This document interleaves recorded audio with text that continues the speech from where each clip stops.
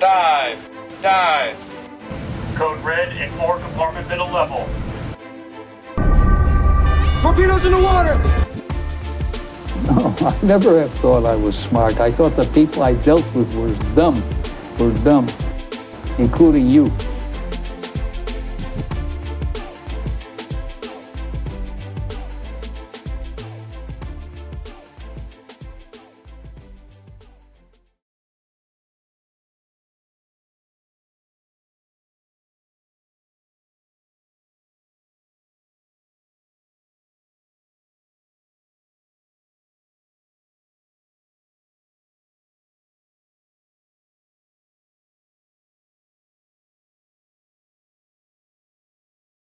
When did you first know that you wanted to join the Navy? I don't think I decided I wanted to join the Navy until I was probably going into my junior year of high school. My first and foremost goal was like, get the fuck out of Culpeper, Virginia. I was like, I don't want to be here anymore. As the first fucking chance I can, I want to leave. For the longest time, I was debating between either joining the Marines or becoming a nuke.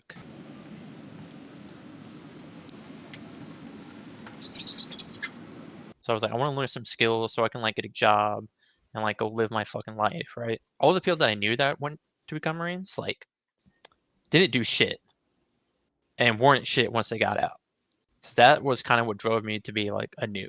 And then I found out they had like a signing bonus and like reenlistment bonus. So I was like, oh yeah, for sure. So you decided to join the Navy before you talked to a recruiter? Yeah. I decided I wanted to be a nuke before I ever even called the recruiter.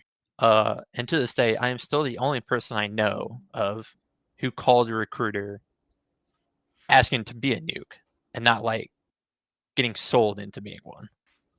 If somebody called me and said they wanted to become a nuke, the first thing that I would do, I'd probably go pick them up from their house.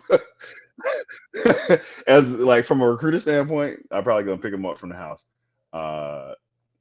Tell them bring their social security card, birth certificate, all the stuff they need, right there on the spot. Because if you call me, you tell me you want to be a nuke, you know something. You know a little bit of something. So probably already qualified. So we might as well just go ahead and get in the paperwork. if you get a walk in as a recruiter and it's a nuke, your eyes gonna light up. Absolutely. When did you know that you wanted to join the Navy? I kind of didn't. It took a long time and a lot of like almost coercion. I did not at any point like set out to join the Navy.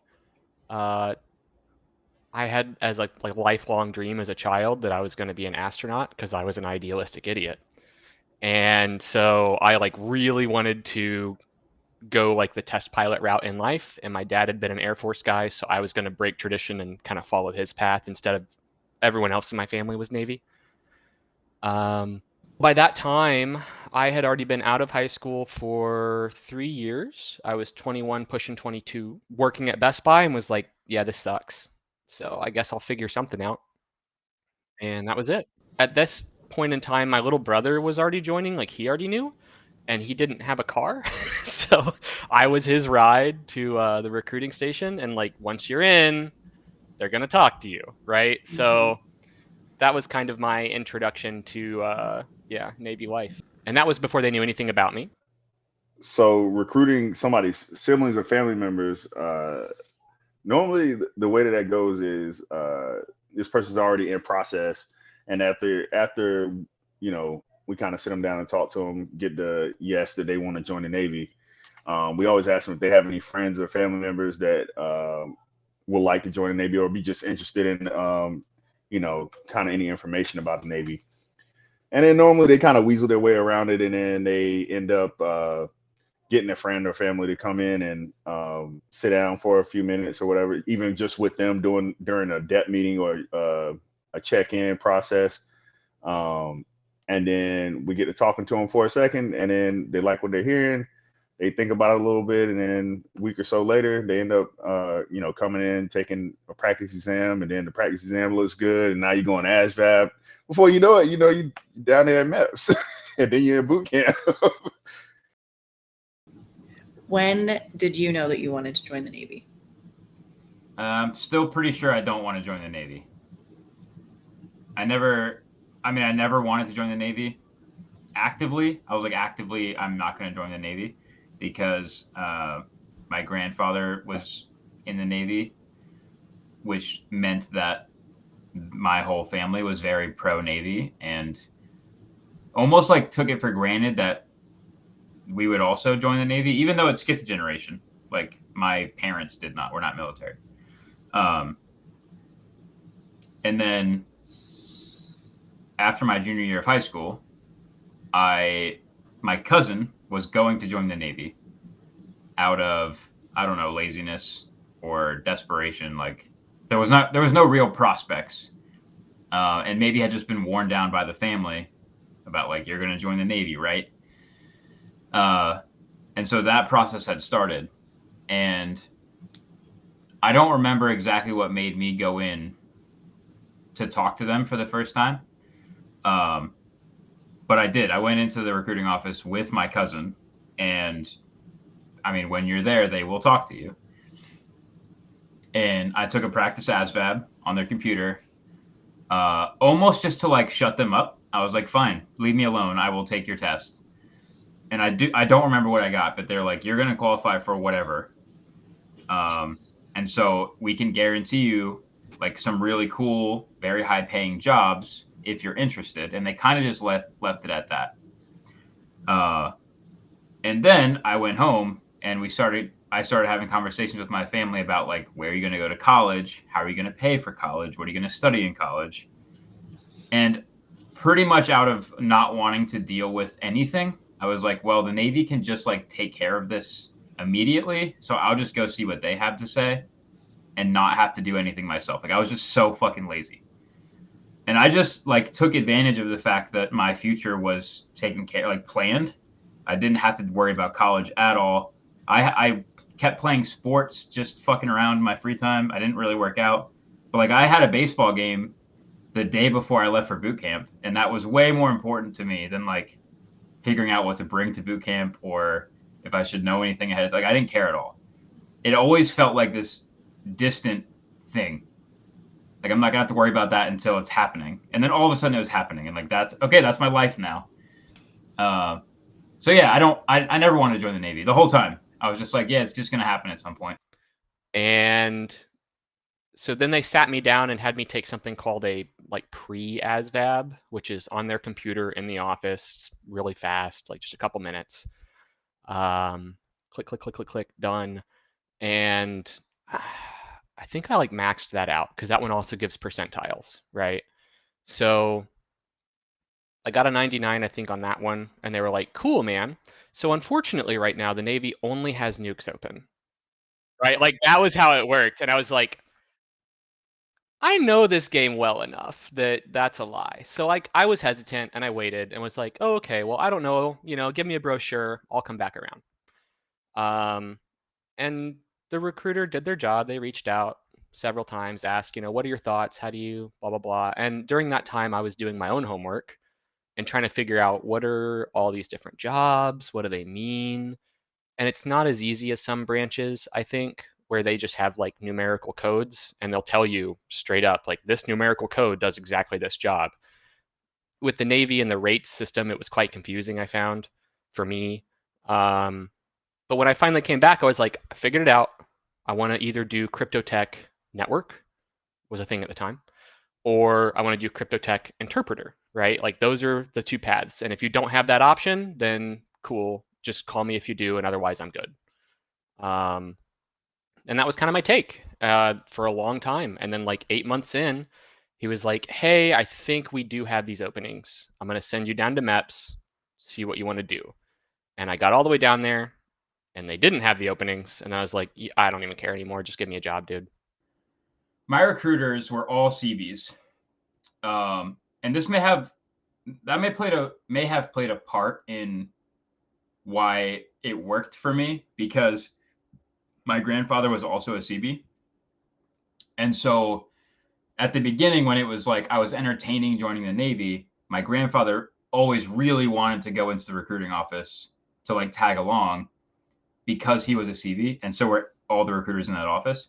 And so he would come in to like talk shop, but that meant that I was there for much longer and I was around the culture and like I was absorbing all the things that were happening. And it became like less distasteful to me. I was like, okay, this can be something that I can at least entertain, especially because of the fact that I don't have to worry about like my work is done. I stopped taking any hard classes in high school. I didn't have to apply to a single college. I was like, okay, I'm done.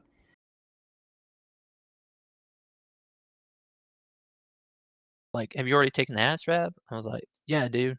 I took it like a couple months ago because a recruiter came to my school and I got like a 94 or something like that. And he looked at my score and he's like, okay, well, you don't actually qualify to be a nuke. Your math score is too low. So what I'm going to do is he like pinned me in to take the NAPT test, like the nuclear aptitude test. If you don't auto qualify to be a nuke off of your math and science grade, you have to take this additional test, which is purely nothing but math and science. So like thermodynamics, calculus, algebra, physics, all that junk. So I had to get penned in for that. So it was like a week after I called him. The recruiter drove me all the way to MEPS, which is like, it was like 3 hours away from where I lived. Took this test, squeaked by, qualified for nuke. So like, okay, fucking sweet. I'm making this recruiter's life easy as shit, right? I'm getting him the easiest new contract ever. So yeah, so it was probably about right before I started my senior year that I had signed my contract to be a nuke. So I was already committed to the Navy before I graduated high school. Basically as fast or like as soon as possible as it was for me. I didn't ever have to do the follow-up test, like the nuclear aptitude test, because I took the full ASVAB really close to where my recruiting station was at. And I was fine, like off the gun on that one. And then I did take a separate test, but it's called APMEPS. Because I wanted to do crypto interpreter, like they have to make sure you even qualify for it. And so they have a pre-test that's called the Defense Language Aptitude Battery, the DLAB, where they test you on your ability to learn languages by having you learn a nonsense language for the test almost. It's really pretty cool. I liked it a lot. I had a lot of fun with it. And so then I went back and scheduled a time to take the real ASVAB. I got a 98 on it and auto qualified to be a nuke. My recruiter bought me ice cream because he was so excited about the fact that I was going to be a nuke. What is DEP? So DEP is the delayed entry program. Pretty good program. Keeps you kind of engaged with the Navy. Meetings once a month. You get to be around other people that are doing the same thing that you're doing. Kind of help you keep motivated and understand that you are doing something that is important. Other than that, it's mostly for recruiters to get a lot of paperwork done, to teach the new recruits like rank structure, and different little things about the Navy. Do some PT and whatnot. Normally we do some football, or we'll do like a practice PRT or a mock PRT. So I was supposed to go check in with the recruiters like weekly about like if I'm learning stuff to get ready for boot camp, or if I've gotten in any trouble at school. And for being a nuke specifically, they care about your grades to a certain point. And so I had to I was supposed to kind of like keep them up to date about, yeah, I'm not failing any classes or anything. Well, I didn't do any of that shit because like I said, I was very lazy.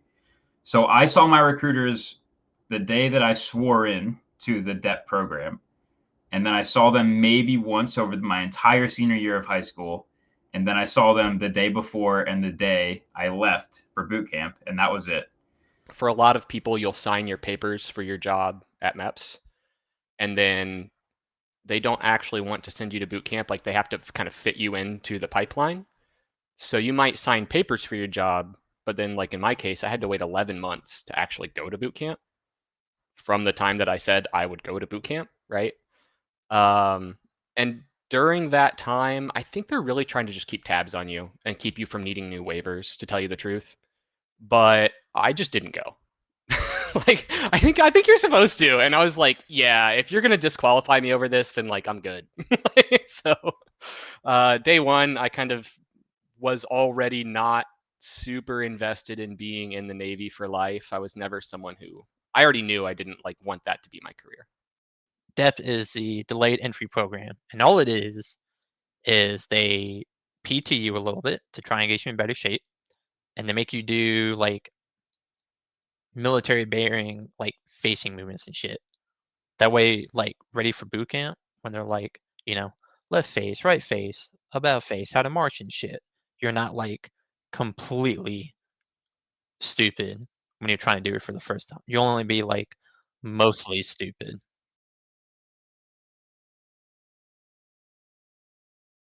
I do think that had I been more diligent about like asking questions or demanding answers of the unknowns that I would have had, like my recruiters would have been fucking clueless.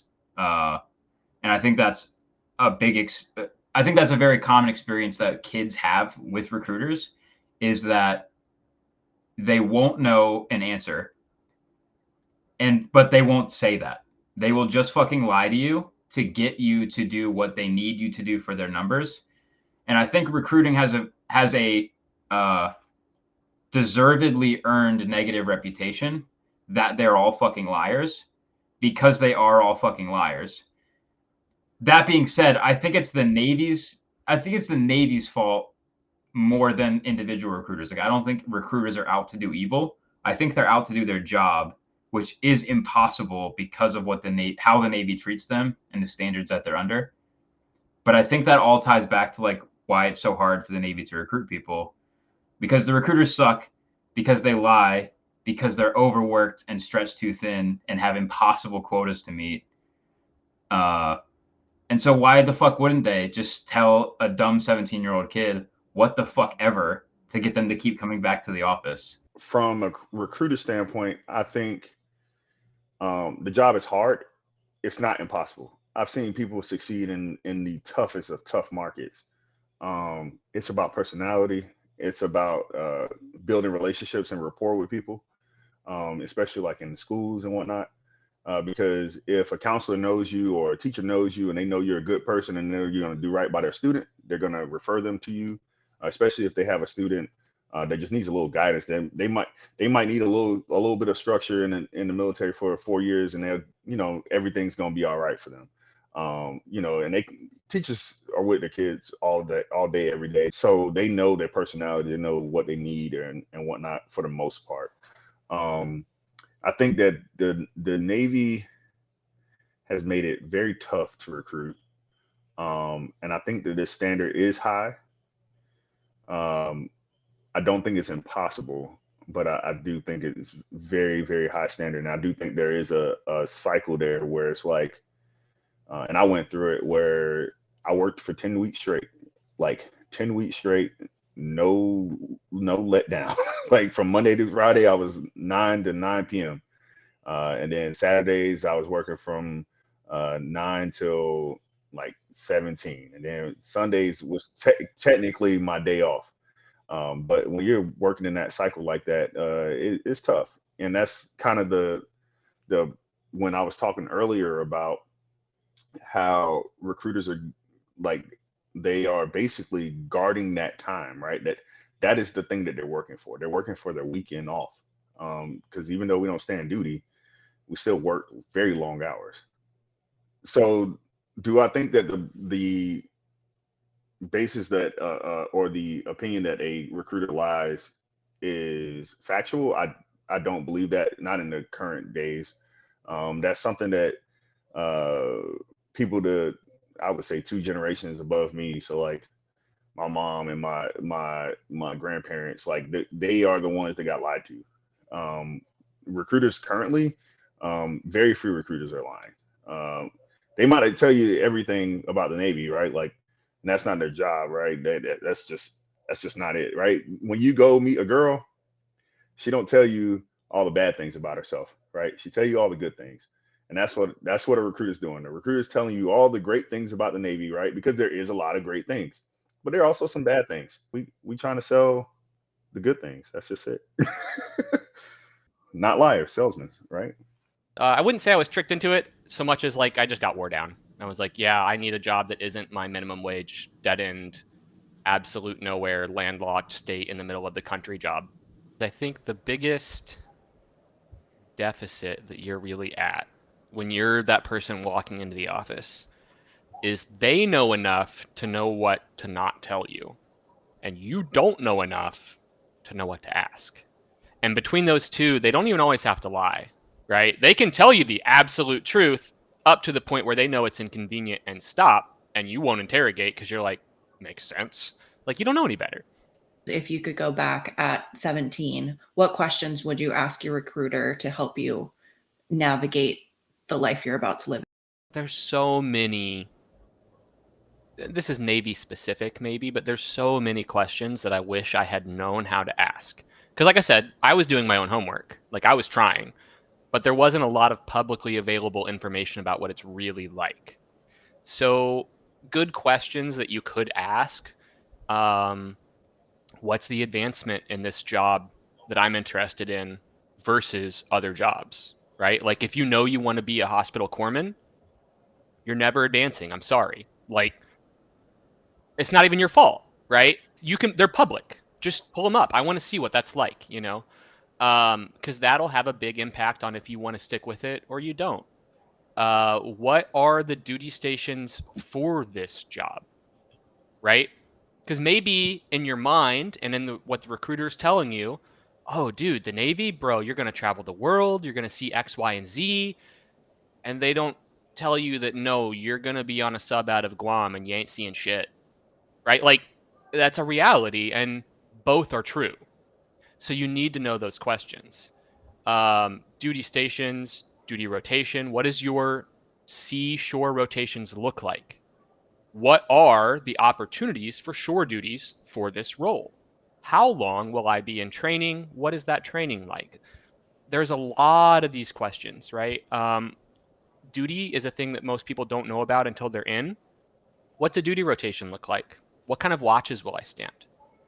And these are all things that like you take for granted once you're in and but they're never going to tell you because they're not usually good answers. You wouldn't know to ask them, but they're so influential. If I had to pick a question, I would have had probably, I guess, what it's like to be on a submarine, because my recruiter was a submarine sonar tech. I didn't know what the fuck that meant at the time. I just remember on like his little placard, it said like STS parentheses SS. And I was like, what's that SS mean? Like, why do you have a parentheses in your name? It's like, oh, because I'm fucking submarine dude. That means I'm like badass and my dick is bigger than everybody else and blah blah fucking blah. Yeah, because literally up until I got the you know, I guess power school. No, A school, sorry. I didn't meet any submariners in boot camp, right? And so, but you can volunteer in boot camp to be a subvol, right? I didn't subvol until I was in power school, I think, because I hadn't been sold on it yet.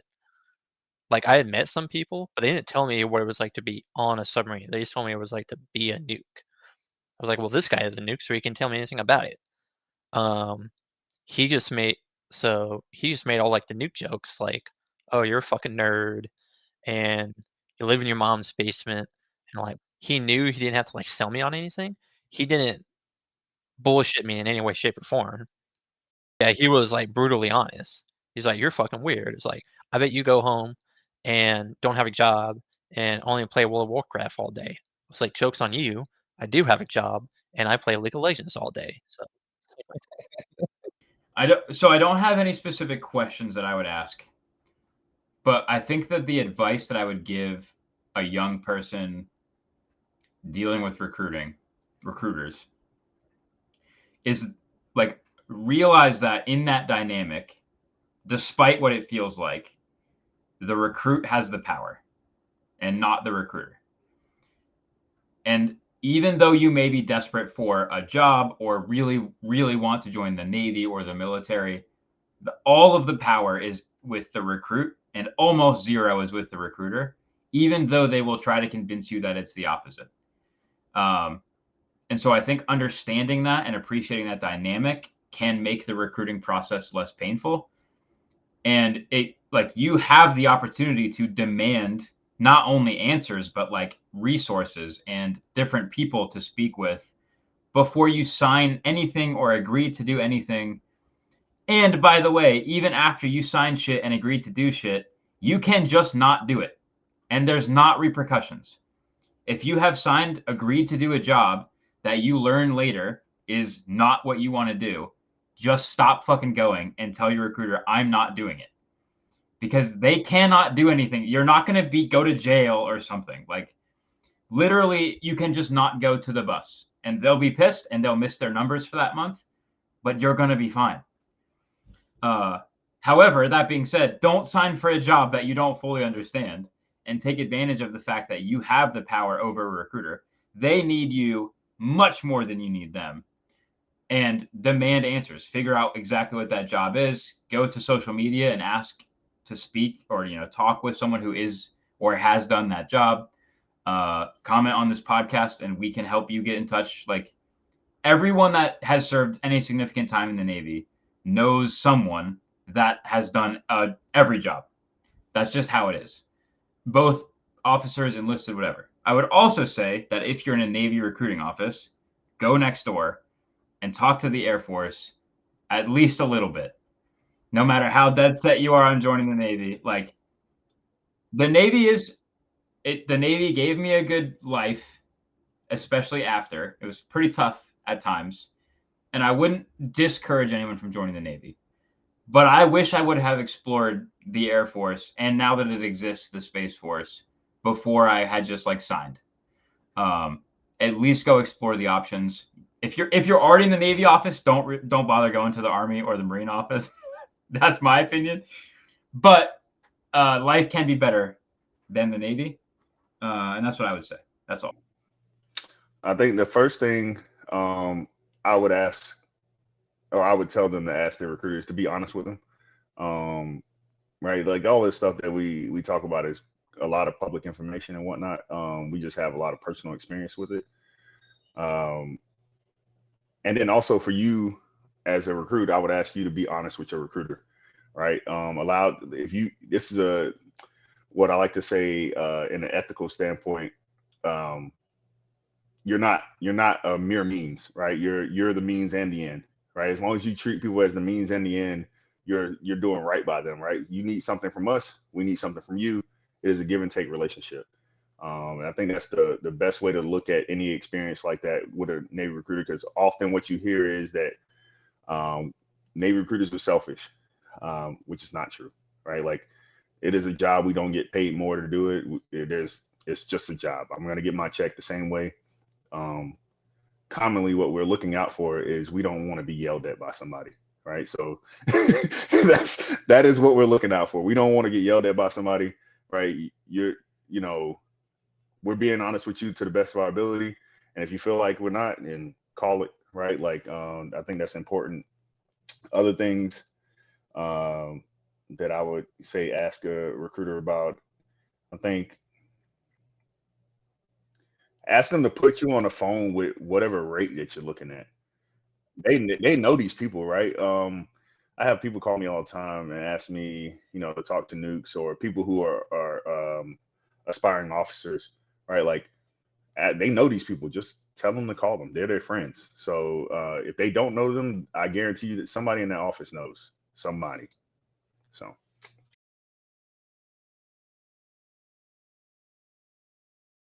And by the way, my cousin, whose fault it is that I was in the office in the first place, didn't join the Navy.